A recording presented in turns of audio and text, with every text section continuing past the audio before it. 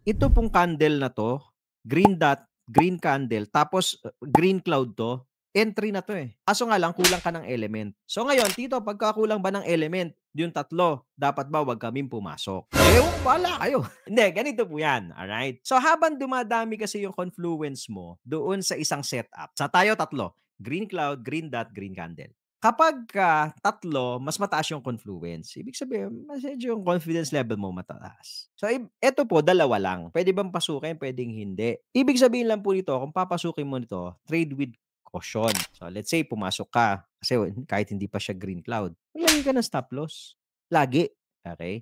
Gusto mo medyo mas tight yung stop loss mo dito lang sa body, eh, diyan lang sa body mag-stop loss ka na. 'Pag binalikan niyan, close. Instead na normal stop loss. Normal stop loss mo dito sa ilalim, eh, ilalim nitong green candle. So, medyo taasan mo ng konti. In that way, kung tama yung risk mo, puwede kang makasakay dun sa upside ng medyo mas maganda yung presyo. Kung mali ka naman, you will be losing only a few dollars. Huli. Bakit? Kasi nga, dalawa pa lang yung confluence mo. Ay, dito, ganun ba